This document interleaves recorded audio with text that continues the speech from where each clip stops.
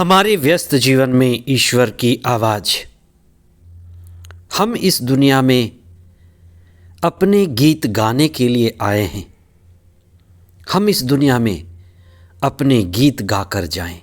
दो माताएं अन्ना और कुमारी मरियम अपने अपने गीत गाती हैं और ईश्वर का गुणगान करती हैं।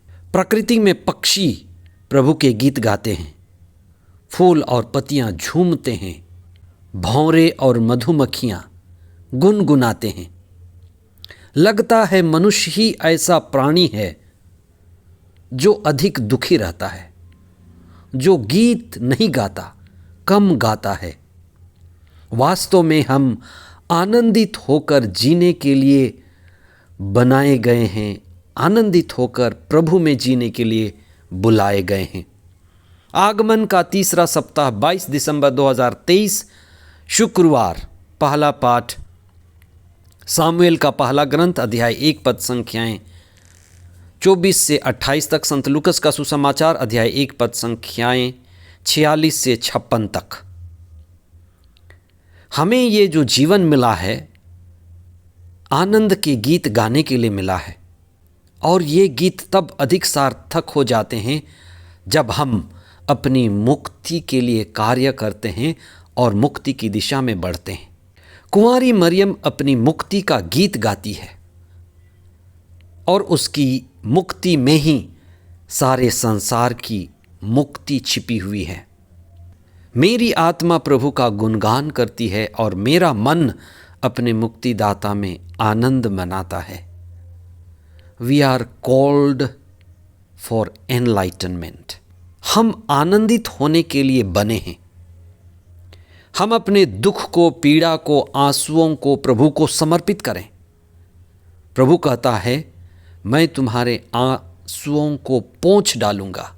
और जब हम प्रभु से संयुक्त होते हैं, प्रभु से संयुक्त होकर जीवन बिताते हैं, अपने जीवन को समर्पित करते हैं, तो हमारे दुख मिट जाते हैं। आज के पहले पाठ में अन्ना एक धर्मी महिला जो रो रो कर खुद को समर्पित करते हुए दुखी होकर ईश्वर से बच्चे के लिए प्रार्थना कर रही थी, और एली उसको शराबी महिला मान चुका था, लेकिन वह दुखी होकर, क्योंकि वो बांझ थी, एक बच्चे के वरदान के लिए प्रार्थना कर रही थी, और वह बच्चा ईश्वर का दान है, ईश्वर ने उसे दिया है। वही नारी अन्ना जिसने ईश्वर से बच्चे का वरदान मांगा था, वही जानती है कि वह बच्चा साधारण बच्चा नहीं है, वह असाधारण बच्चा है, क्योंकि प्रार्थना के द्वारा उसे प्राप्त हुआ है, और वह उस बच्चे को ईश्वर को ही समर्पित करती है। एक ऐसा भाव कि जो कुछ मेरा है वह तेरा है। जो भी हम हैं, जो भी हमारे पास है, वह ईश्वर का वरदान है। उन्हें हम ईश्वर को ही समर्पित करें, चाहे वो मकान हो, दुकान हो, घर हो, लोग हों, रिश्ते हों, धन संपत्ति हो, सब प्रभु से मिला हुआ है। हमें उसी को समर्पित करना है।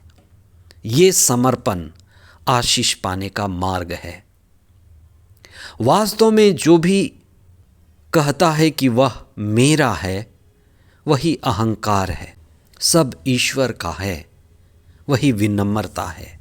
कुंवारी मरियम का मुक्ति गीत उनकी हृदय से उठी हुई मुक्ति की आवाज़ है। हम इस दुनिया में मुक्ति पाने के लिए हैं। जब हम ईश्वर से संयुक्त होते हैं तो मुक्ति का अनुभव होता है। ये मुक्ति की आवाज़ एक ललकार है। इस दुनिया में रहते हुए हम इस दुनिया से जुड़ने लगते हैं, चीज़ों और वस्तुओं के बीच, चीज़ों और वस्तुओं से जुड़ने लगते हैं। हमारे जीवन में एक आध्यात्मिक आंदोलन की ज़रूरत है, जिस आंदोलन का गीत कुंवारी मरियम गाती है।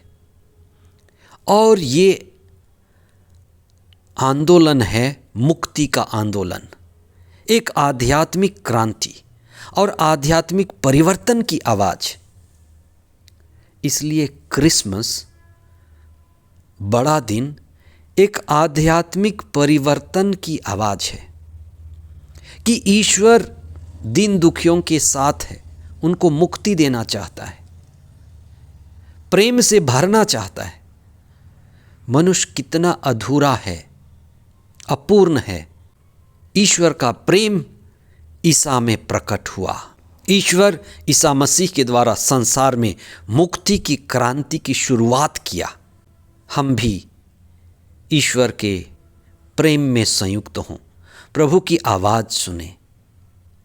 ईश्वर हमारे इतने नज़दीक आता है, हम भी तो उसके नज़दीक जाएं, प्रभु से जुड़ें, ईश्वर की ओर कदम उठाएं, चेतना में मौन होकर आत्मा में आगे बढ़ते हुए मुक्ति की दिशा में बढ़ें, आनंदित जीवन बिताएं।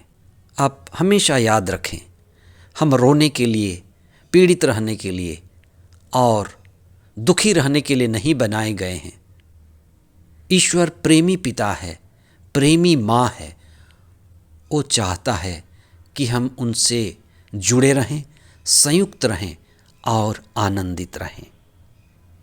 ये आगमन का समय हमारे आनंद को बढ़ा दे और प्रभु में हम मुक्ति का अनुभव करें। आमीन।